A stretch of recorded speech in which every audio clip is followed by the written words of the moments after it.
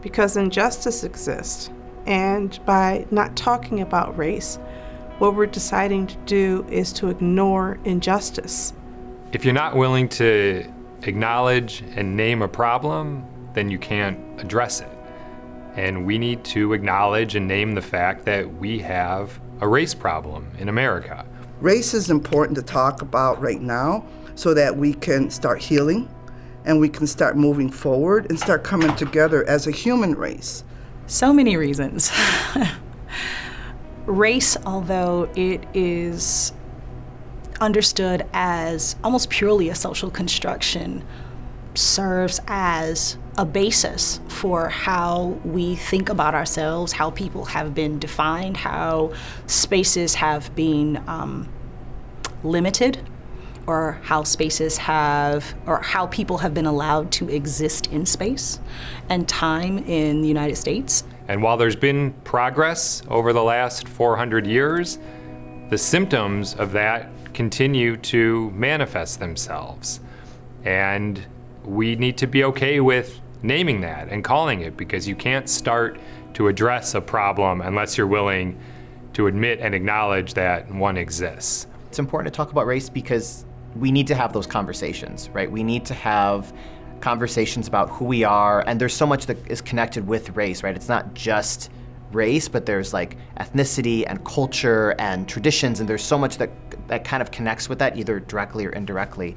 And so it's important to have these conversations just because it's a way for us to understand one another, to get to know our neighbors, and really kind of break down any stereotypes or judgments that we might have against other community members. Well, so I would say that there's like two parts to this. One is just the part that exists for being Asian and growing up in America, particularly in a predominantly white suburban neighborhood, and that effect that it had on me personally. And then there's just what I do now, is the impact that it has on my day-to-day work. Race is always an important topic to talk about, and especially this year with so much tension arising because of Black Lives Matter and the anti-Asian sentiment during the COVID pandemic. Race is at the top of the list in terms of things to discuss and deal with.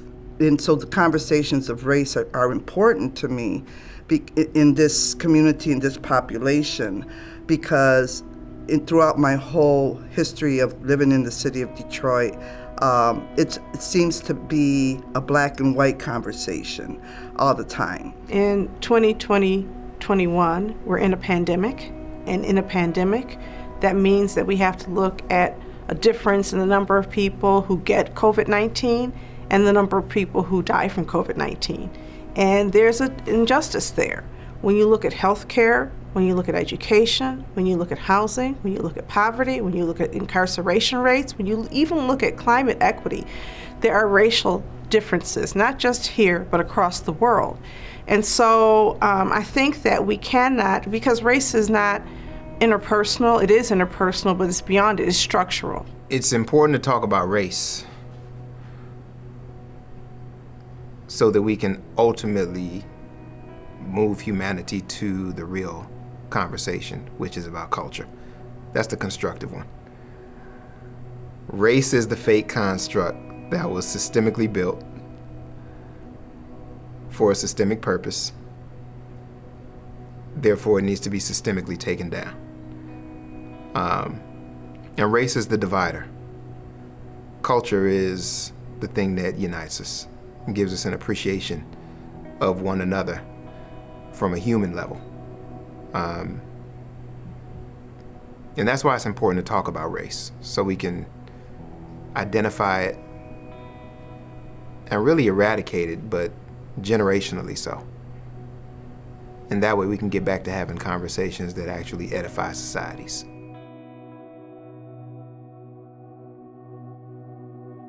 The criminalization of poverty and that intersection of over-policing of Black and brown folks.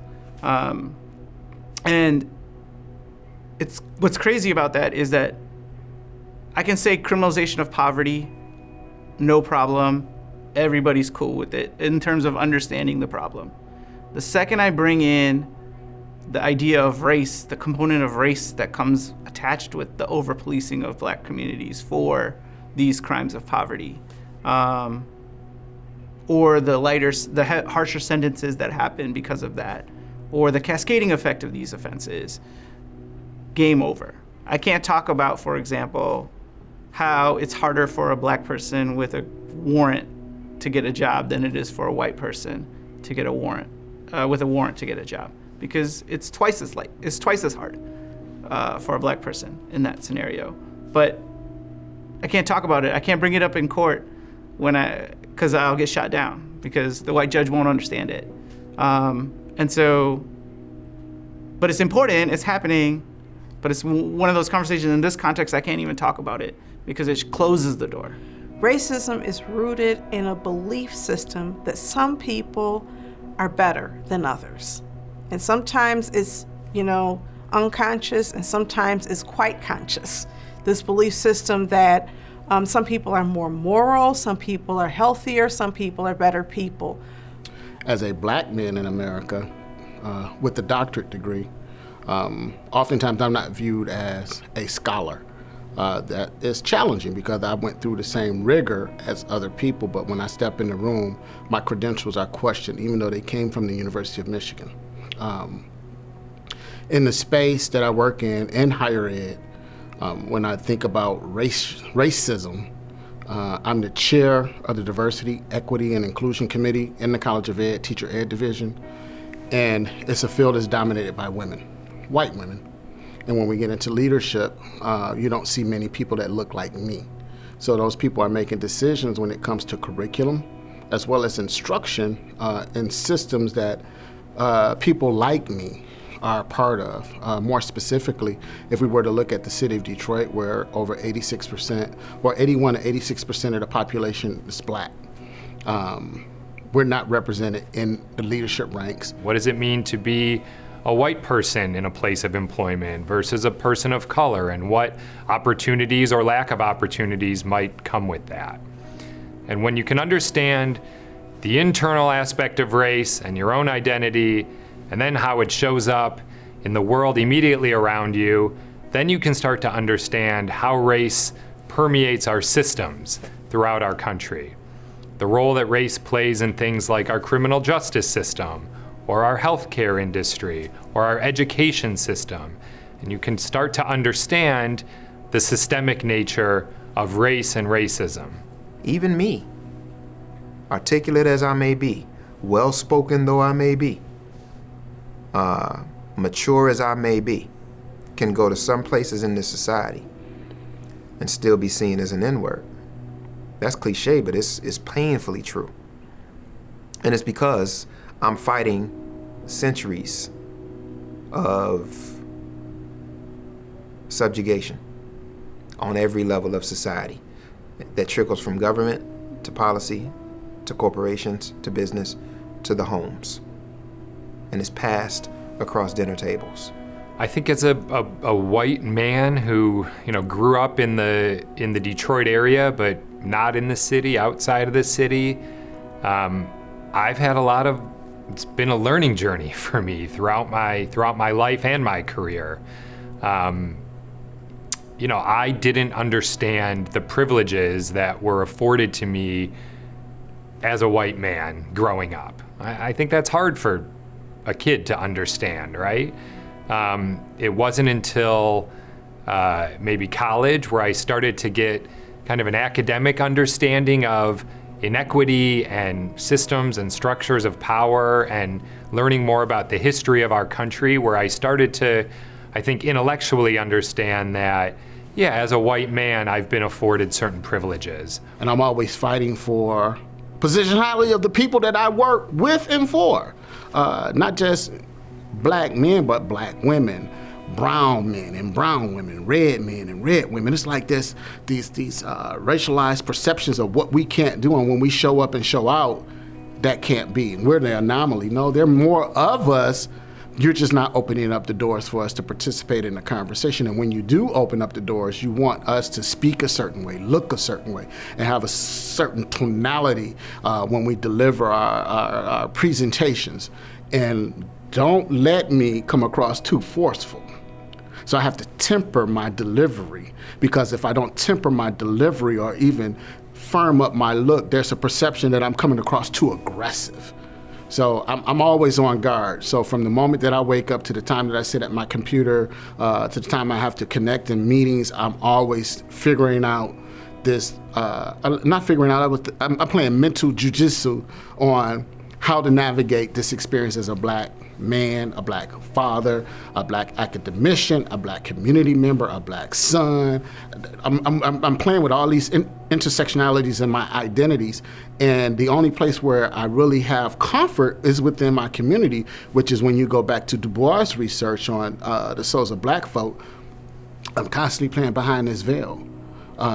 And how this dual personality that is in constant conflict because I'm not fully embraced or accepted in this society. And where I am accepted in my community, I'm still questioned on whether or not I co-opted or I sold out to be in the space that I'm in right now to connect with, trying to eradicate some of the wrongs in our society. If our companies figure out how to do inclusive hiring and how to manage inclusive teams, when we support Black businesses, when we support Black entrepreneurs, when we have a tech startup system that embraces the Latinx and Black community, where they make up 28% of our nation's population, but only 2% of the venture capital in the entire country, we will get a more prosperous America. America has this incredible opportunity in the 21st century to be a place where everyone on the globe, no matter your color, no matter your religion, no matter your background, can participate. And when we build in that participation, we know that we get more diverse results. And the way racism works, and among other things, it's not just about, how we use resources and who gets what. It is, where do we put toxic waste? Where do we test atomic bombs? Where do we strip resources? Where do we poison the air and the soil and the water? Okay, and that sounds really good. We can do it in places where these powerless people live. Except that we live on the same planet. And if I do it in a place I can't see on the planet, it still is going to impact me exactly where I am. And so we're in this midst of global climate change, and there's an interdependence right now that if we work collectively, maybe we can begin turning this thing around. If I'm gonna have to have this kind of conversation and this type of friendship, then maybe it'll be important to have it in, with these players, right? Maybe I need to have more prosecutor friends. Maybe I need to have more police friends, right? And develop those relationships with this idea that we can do something. I think that's where it needs to go. People from those positions need to just start having those conversations. I don't think there are enough opportunities and moments, and I think we need to create more opportunities and moments for people to get outside of their bubbles, get a little uncomfortable, interact with people that are different from them, hear other people's lived experience, and listen. And what happens through that is you build empathy. And we know that people are more likely to dispel their own stereotypes or biases when they know someone of a different race or of a different sexual orientation or a different gender or a different religion. I think there's a lot we can do as individuals and as just members of larger society to enhance racial understanding. My go-to is always education, is continue to be educated. If you think you know everything about a community, even if it's your own, think again. Read more books, find different perspectives, find perspectives and narratives that don't always agree with what you're saying. Like with the Arab American community, for example, we come from 22 different countries. So as an Arab American myself, somebody whose family's from Lebanon, I cannot say that I know the people of, Egypt perfectly well, or Morocco, or this country or that country. So I'm always trying to educate myself on my community, let alone other communities. So I think education and finding multiple sources and making sure that the sources you're looking at are factual and are coming from a legit source. And then I think from an academic perspective, we need to hire more Black scholars. and to tenure track positions, not just in a position, but in a position where they're regarded and guarded and supported, so they can get the literature out. Because unfortunately, when we look at a lot of the race-related literature that's being lifted up in research, they don't look like me. And it becomes valid when somebody outside the culture says that it's something that we should investigate. But I believe that there's a need for the academy to embrace the literature that comes from Black people, from Latinos, from the Arab Chaldean community. And I'm not going to quiet down. I'm not going to tell the world why I can't talk about this because I run a 501c3.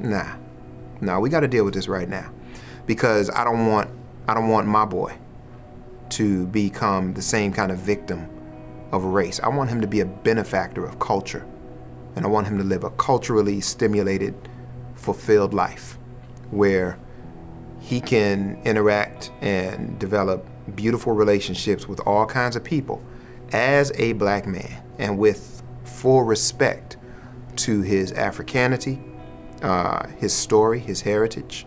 And I want him to be able to make a contribution to society from that position. So in order for him to do it, Dad's got to model that. And that's what I'm doing now.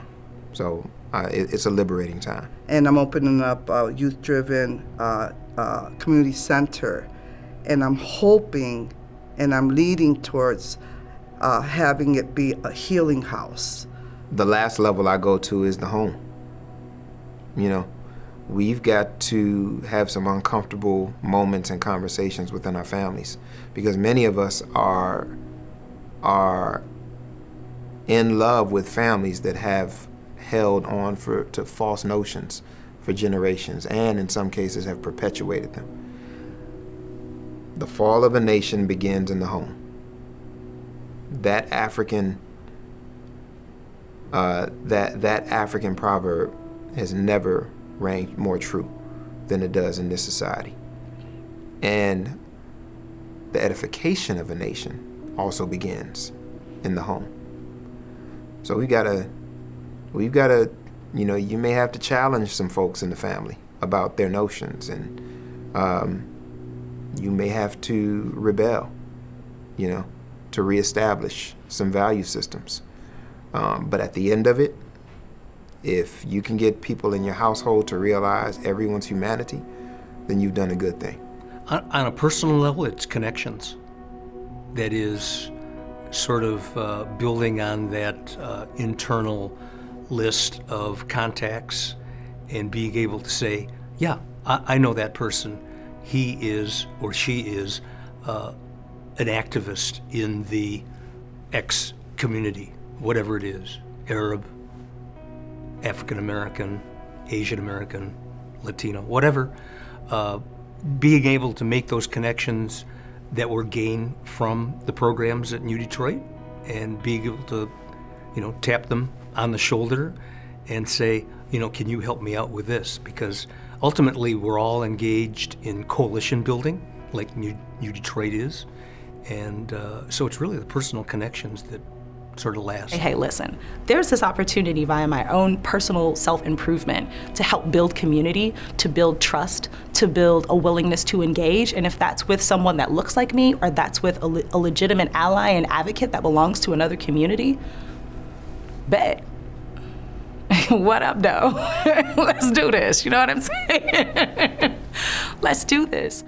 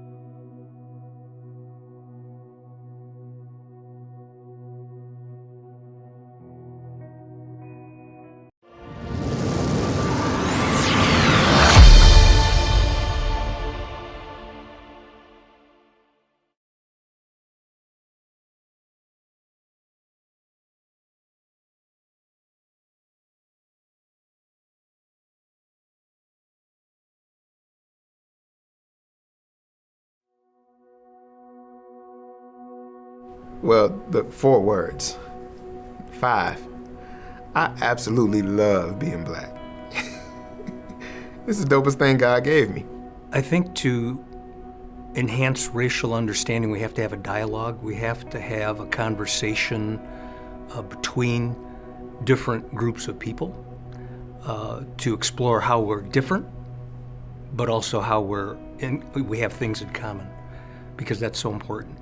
I think that, America is a patchwork of different sub-communities, and we have to sort of define and redefine what it is to be an American, and to find those common grounds that define us as a country. If you're not willing to acknowledge and name a problem, then you can't address it. And we need to acknowledge and name the fact that we have a race problem in America.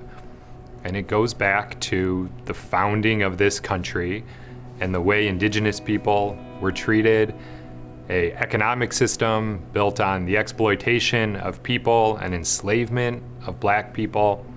And while there's been progress over the last 400 years, the symptoms of that continue to manifest themselves. And we need to be okay with naming that and calling it, because you can't start to address a problem unless you're willing to admit and acknowledge that one exists. For me, it's a personal mission just to help educate people and to help create an atmosphere of education and learning. There's a lot of tension in the country, and the tension exists because we've not taken the time to sit down at the table and get to know each other. So I think the other part is actually sitting down with each other, having these conversations, and knowing that there's no solution today, but we can work towards that solution. Because I think everybody's looking for the silver bullet, but I started the conversation out with 401 years. You can't change a system of 401 years of racialized oppression in one setting. It's an ongoing journey. And then I think from an academic perspective, we need to hire more black scholars. I think it's been hidden a lot, and I think talking about it is going to help us to really start admitting it, dealing with it straight on, and actually starting to find mechanisms to start healing so that we can come together. How can we recognize behaviors that create systemic inequities? And a lot of times we don't have the answers. A lot of times, even though we're well-intentioned and we'd like to say, I don't have a racist bone in my body, or I'm not a racist, we are the product of this America in which we were created, in which we were raised, and in which we've prospered. And this society has perpetuated systems based on religion and based on race, based on wealth, that create these systemic barriers in all kinds of ways. And they're perpetuated everywhere. We're having those discussions. We're having how come immigrants own stores in the own stores in the city, but don't hire people from the neighborhood, and what does that look like, and what's that conflict? But when we go to have that conversation with the majority, that conversation is just, well, I'm not doing nothing wrong, or there's, the law doesn't say anything. The law is fine, and I just wash my hands of it, right? On a personal level, that's just a conversation that I think people don't have, that are, people from the majority don't have a chance to have, because they're never having to confront that kind of reality. They're just kind of get to exist as themselves, and they're never having to think about what it will look like or what that impact will be long-term down the road. In the grand scheme of things, so much of it is just the capacity to live as a full human being. And yet somehow that becomes privilege by virtue of other people being treated as less than human on the basis of the way in which we stratify these ideas of who and what we are. I'd like to believe that we are at a time when change is possible, where we have an opportunity to come together, to look at the need to share power, look at the need to address global climate change and work collectively across racial categories. And it's important to not get so discouraged, to believe that nothing can ever be better.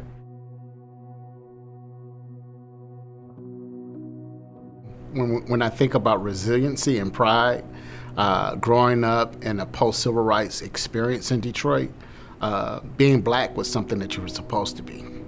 You had Dudley Randall and you had the Broadside Press, which brought in black literature to the classroom. So to be a part of an experience where you heard Young, Gifted, and Black from Nina Simone being a song that was a part of your experience, or being able to sing the Negro National Anthem at various events and activities in our PK-12 experience. So there were moments where being black was reinforced from a broader context inside of the PK-12 experience. But again, there were these moments where that same experience was squashed by individuals. But when it was squashed, there was my mother, my grandmother, who constantly reminded me of who I was and what my mission in life was, constantly reinforcing that it's nobody like you, and you have to step out, step up, and be on guard at all times. So that message was promoted in the house. And then my father, being a union person working at Ford Motor Company, Dearborn Stamping Plant,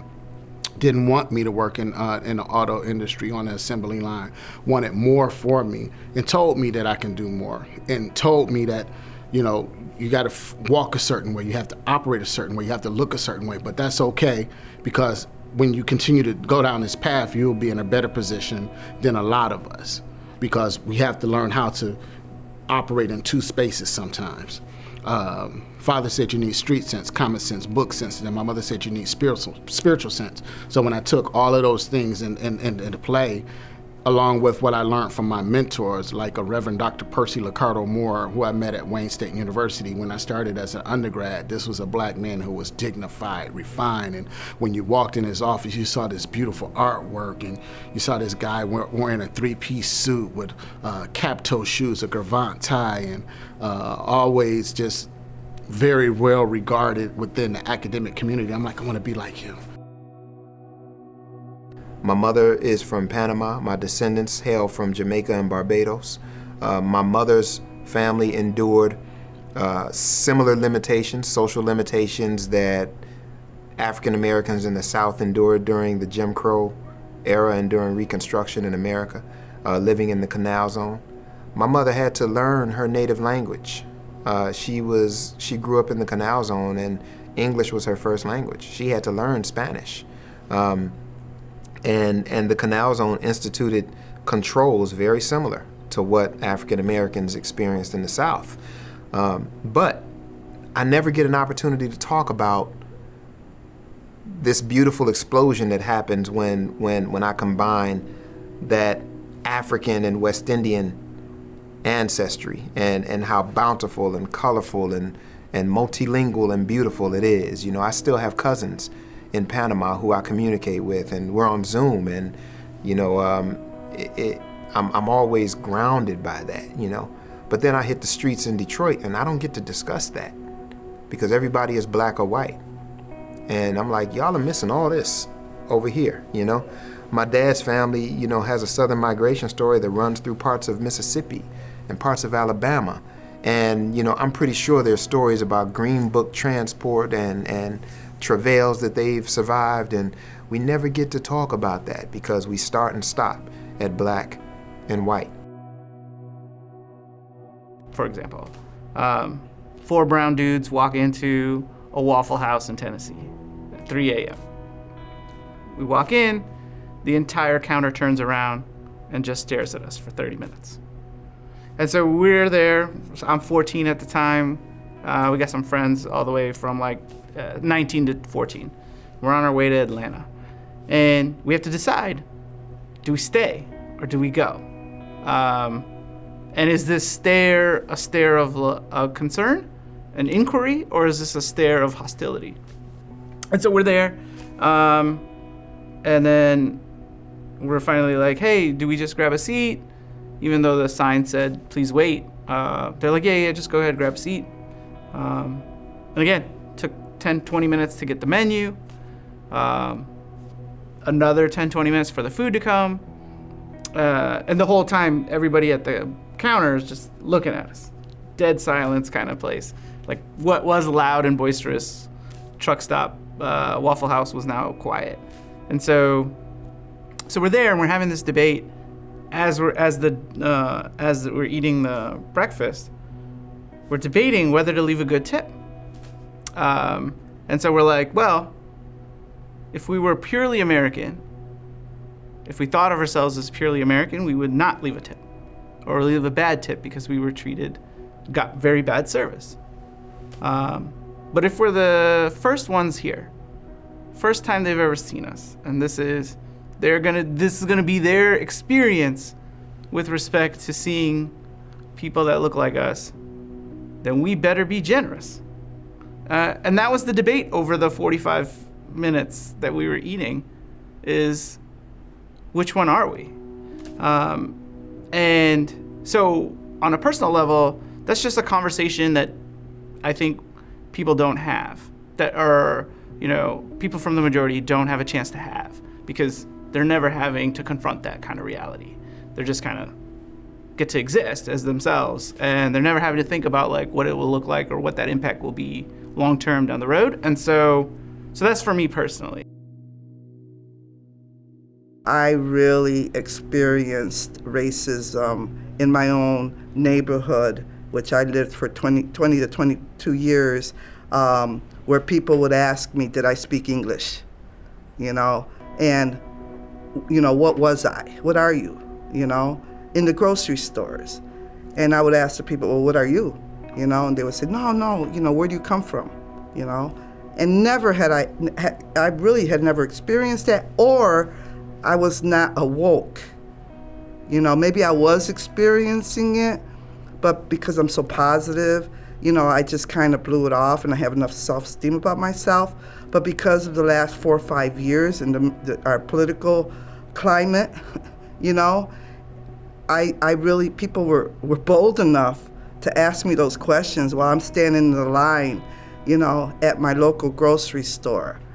Like, do I speak English? Where do I come from? What am I? And so to me, it just hurt my heart, and the old me would have, been all over that. I'm from Detroit, Southwest Detroit, but the new me just kind of ate it and sucked it up. But I got in my car and I had tears in my eyes, because I'm in my late 50s. I'm 61 right now, so that was happening in my late 50s. And I realized, how people look at us. They look at Mexicans, or they look at somebody that's dark with dark hair, dark eyes, in a dominantly affluent white neighborhood. And had they always been looking at me that way? And had they always been saying that? And I wasn't awoke.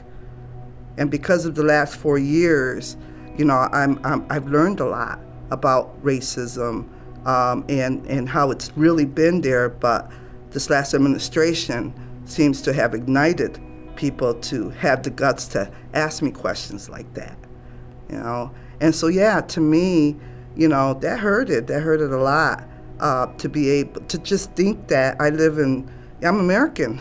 I was born in Detroit, Michigan, and, and I'm educated, and yet for somebody to ask me, what am I, it's like, it's very hurtful. And I want to be part of changing that. Again, it's the 80s. Everybody wanted to see, the Louis Vuitton department and Gucci and, all of the brands that, hip hop magnified within urban communities. And a flock of service people met us at the top of the elevator. All white. And that's probably the earliest experience I had with this idea of being profiled. And I think maybe one of the students made purchases, but many of them left. They're like, if you're gonna follow me around the store, then there's really no point in me spending money here, which I thought, which also sort of keyed me into what was actually happening in that moment. And then there's another, and I think that one of the challenges with thinking about race and talking about race is that sometimes it's subtle, or maybe not so subtle, but I remember interning on Capitol Hill, and I made the decision, I couldn't exactly tell you why now, I won't mention how many years ago that was, but it was, a lot of them. I made the decision to intern with a conservative lobbying group. And I think it was probably mostly because it was a lobbying group on Capitol Hill, and it was going to be this fantastic opportunity, and I wouldn't have to write politically. I would be doing research, and I would be going to meetings and taking notes. So, these were sort of politically neutral activities where I could really learn what lobbying was and have this, what I thought would be a pretty great experience. Now, one, I'm the only person of color, not an Asian American, Latin American person, mixed race person, nobody. I am the brown in the room. And the director, the president and CEO of the group, invited everyone to like an annual summer engagement in his backyard in Georgetown. And I took the metro and I got there, and because it's the 90s now, and I've got my little Senegalese twist, and I'm pretty sure I literally had on a mud cloth vest. And I am still the only brown face in the entire space. And my immediate supervisor, who was great to me, I didn't have a single negative experience while working for the lobbying group. But she sort of ushers me over and to introduce me to her husband. And at this point, I'm observing because I don't know anyone in the space, which is why I think she sort of realized that I was uncomfortable and wanted to sort of engage me. And so at this point, I'd watched him shake everyone's hand that he'd encountered. And when he came to me, he wouldn't shake my hand. He wouldn't touch me. And I watched her face go ashen at the idea. Yet he was still her husband. And I remember not staying much longer after that. But as I was walking back towards the metro, asking myself, is that what I thought it was? I think that's what I thought it was. Was there anybody else he didn't touch? And ultimately coming to the conclusion that, especially based on her reaction as well, that was obvious. And fortunately, I was rooted enough that didn't shift the way that I thought about myself. But the idea that it didn't affect me, well, of course it did. For me, it's a personal mission just to like help educate people and to help create an atmosphere of like education and learning. And I guess also on more specifically for me as like somebody who's kind of like this brownish but not quite brownish person, like there's a lot of like question marks about who I am and my racial and ethnic identity. And as an Arab American, it's really important for me to tell my own story and to, again, give traits and talk about our ethnicity, our culture, and kind of who we are. So again, kind of, I guess, dispelling stereotypes about me personally, but then also this like moral and social responsibility to do that with other ethnic and racial groups. Really big stereotype is that all Arabs are Muslim, right? That Muslim equals Arab and Arab equals Muslim. And that's another thing that we really, in my personal and professional life, that I really try to kind of quell. If you look at the religious makeup of the Arab American community, it's split. It's about 50% who are Muslim and 50% who are Christian. So, and there should be a little asterisk by that number, right? Because there's also Arabs who are Jewish, Arabs who practice numerous religions outside of those major monotheistic religions, and then Arabs who are also atheist and agnostic. And so, yeah, you can't use religion as a way to define the Arab and Arab American community because it's really rich, even overseas in the Arab countries.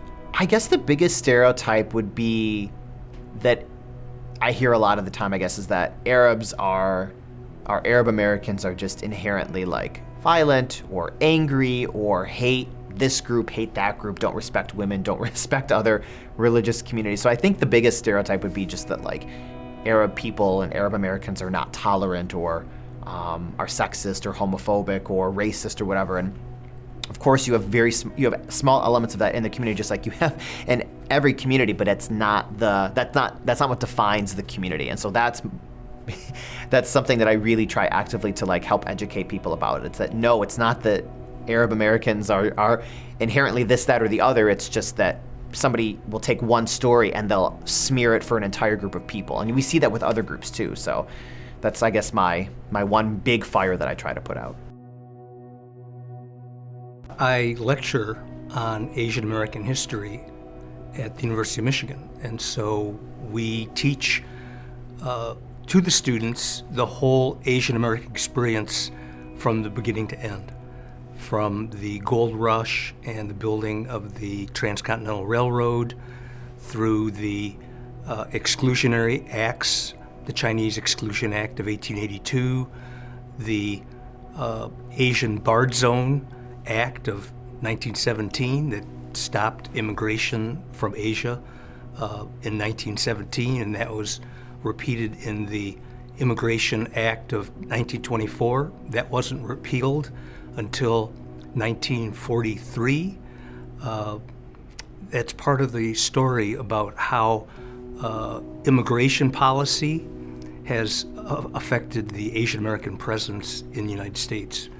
We also touch upon hate crimes, the othering of the population, the Vincent Chin case, and now we've actually talked about all the incidents that have occurred against the Asian American community during the COVID pandemic. It's a target community right now, and we all have our personal ways of coping with what we perceive is that atmosphere that's going on right now, whether it's wearing something that is not, provocative in a racial or ethnic sense, trying to wear things that identify you as part of the community, and also looking out for one another and talking with people in the community in terms of their anxieties, what they're coping with in terms of as we gradually return to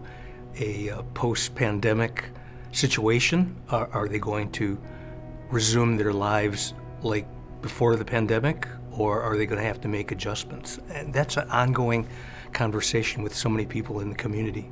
Data shows that probably 3 out of 4 Asian Americans experience microaggressions and acts of discrimination, whether it's being seated in a restaurant in a closed section and not being served by the wait staff for 20 minutes and then asking the wait staff, well, why did you put me in a closed section? They laughed. That's an example of being singled out, othered. Other experiences like my being in elementary school and pulled out of a kickball circle and blamed for the Korean War. Other people have probably been subject to that as a result of a different war, the Vietnam War, or other wars. A lot of them have been in Asia, and so different Asian American populations have been victimized and othered because of those different theaters of war over time. I think the different communities can contribute to the cultural experiences that is truly American. And so that, I think, is part of the contribution. The Asian American population is very diverse, coming from perhaps 40 heritage countries.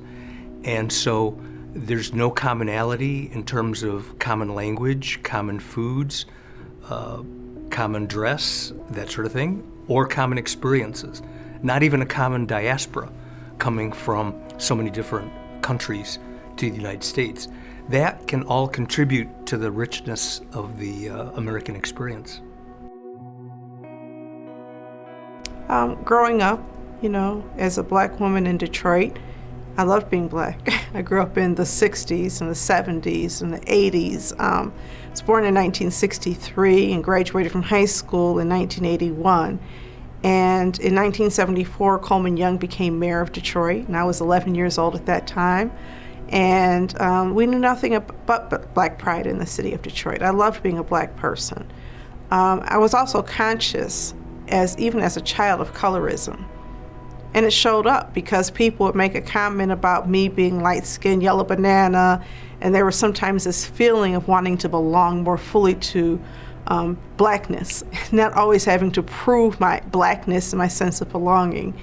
And when I got pregnant with my first child, her father was a very handsome, brown-skinned man, and I thought maybe now my child won't have to prove what I've had to prove. I'll have a beautiful brown-skinned girl. And I did. And she's beautiful and she's brown-skinned. But what I had not anticipated was that people would somehow, through colorism, not see me as fully her mother and not see her as fully my daughter.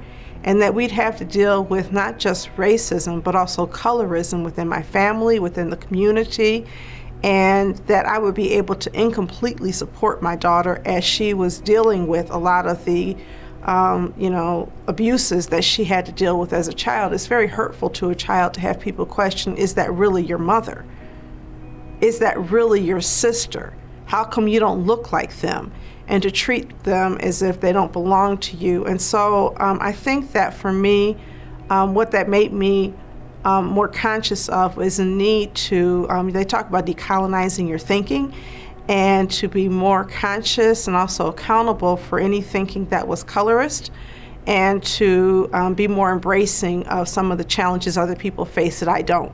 And I think one of the challenges is, yes, we're all black, but there's a pretense that we all experience black the same way. We don't.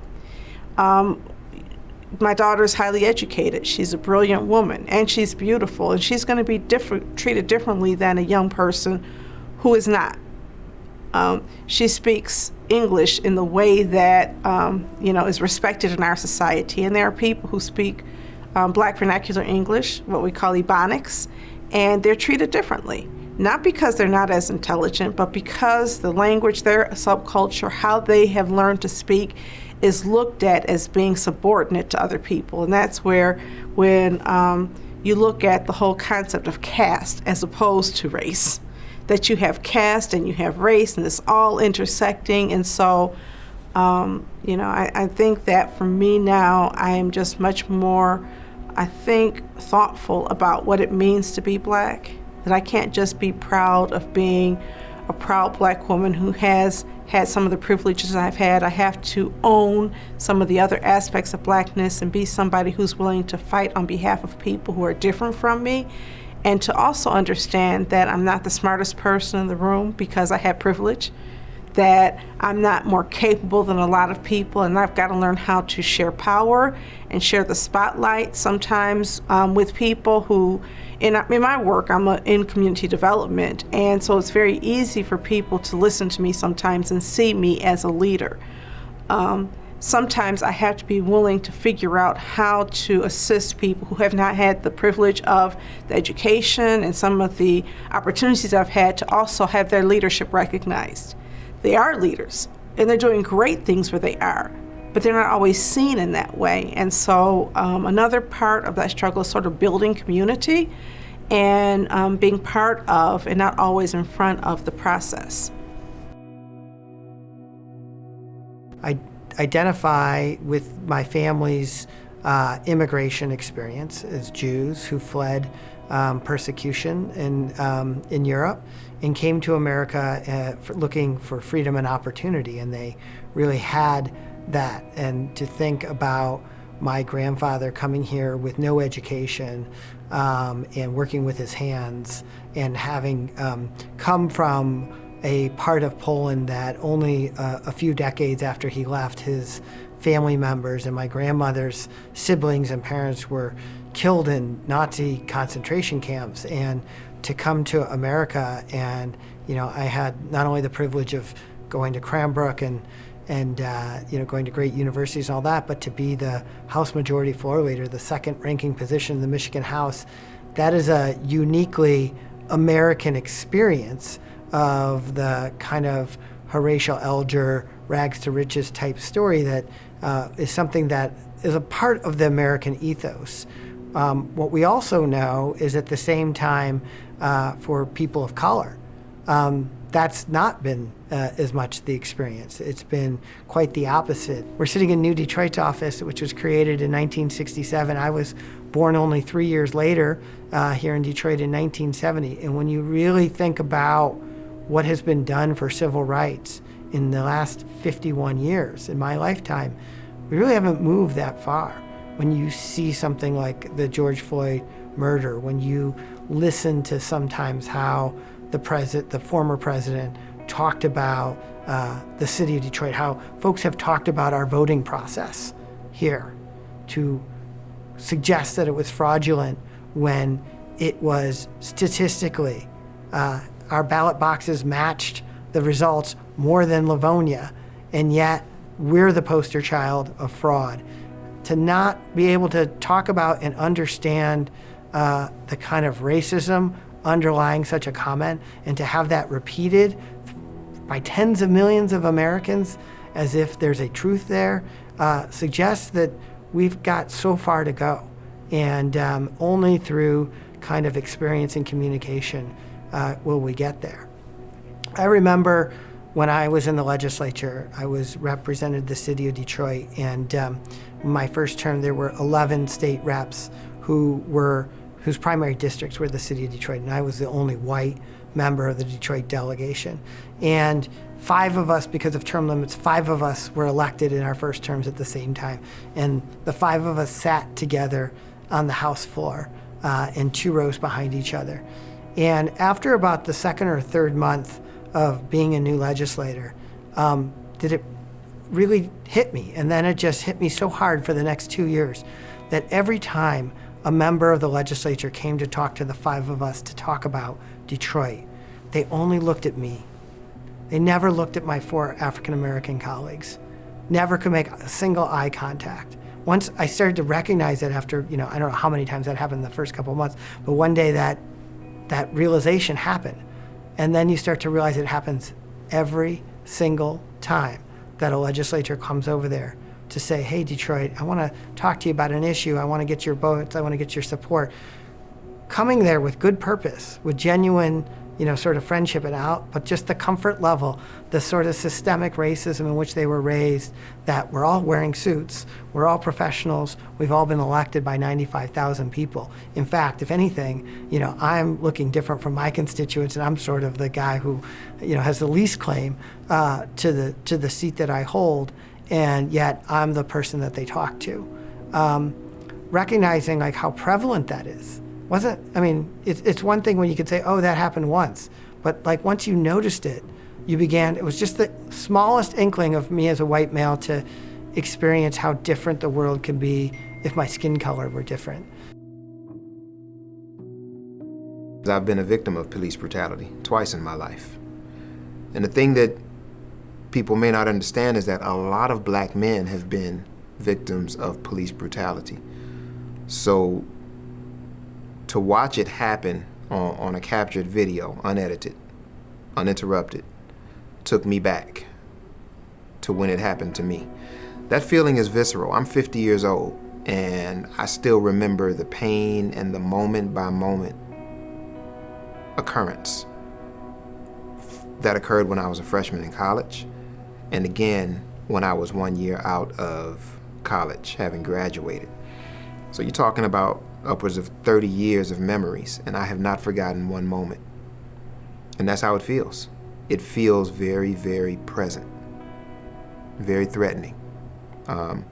And it makes me realize how debilitating it is on a macro level, on a societal level, and how counterproductive it becomes when, as boys, young adults, and mature men, we have to still stop and contend with this thing every now and then.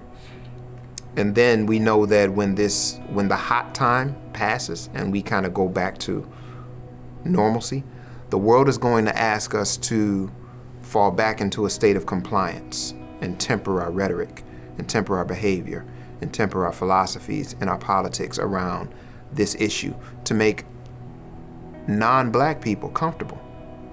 Well, that's just not fair, because I haven't healed. So when do I get to heal? And that's how it made me feel. When does Kyrie, the husband, the father, the leader, and the citizen get a chance to just heal and move on and put this thing where in its proper place, where it really belongs? So how does race play into my identity? How do others perceive me because of my race? What privileges or disadvantages might I have in this world because of my race? And doing that inner work to understand how race shapes you and the way that you are perceived and interact in this world. The second is how race plays into sort of your immediate surroundings, in your family. How does race affect your family dynamics? Or at the workplace, what does it mean to be a white person in a place of employment versus a person of color, and what opportunities or lack of opportunities might come with that? And when you can understand the internal aspect of race and your own identity, and then how it shows up in the world immediately around you, then you can start to understand how race permeates our systems throughout our country. The role that race plays in things like our criminal justice system, or our healthcare industry, or our education system. And you can start to understand the systemic nature of race and racism. I honestly think it's been a series of learning. Just when I think I understand, I've got my arms around it, I realize that there's more work that I need to do to really understand systems of inequity and race, and how my own experience as a white man can be totally different from someone who looks different from me in this world. I think this past year, I think I understood the disparity in our health systems, and that cut across lines of race. I think COVID has really laid bare just how deep those inequities ran. Seeing my city, Detroit, and the number of deaths and the disproportionate infection rates and deaths amongst the African American population was something that I think I understood intellectually, but I felt it over this past year. And it was just another example of something that kind of grabbed me by the shoulders and shook me and said, we need to address this, we need to work on this, this isn't right. And then again, this past spring with the more killings of George Floyd and Breonna Taylor and Ahmaud Arbery, and the killings of black men and women, just the alarm is getting louder and louder that is telling us as a country that these aren't isolated incidents that pop up every few years and we spend a month or two talking about them and then we've addressed the issue of race in our country. It's the alarm bell is getting louder and louder to tell everyone to wake up and deal with this, not on a one-off basis, but in a deep, systemic, long-term way. It's not that I'm offended by the term black. I just think that is a part of the shift that our society needs to make, so that we realize that every single individual you look at or talk to or shake hands with or give a pound to while we're in this pandemic has a deep story that is probably worthy of a book to itself. If we can get to that point, then naturally we're going to move beyond some of these prejudices that we exercise on a day-to-day basis. This race thing, it just binds us all. It binds the oppressed, it binds the oppressor. I need you to see more of me, and then if you're the one who lives this life of privilege, you don't want to deal with it. You don't want to talk with it because of what it may expose in you. And that's part of that ugliness that we need to push through and get past so we can get to the more beautiful discussions.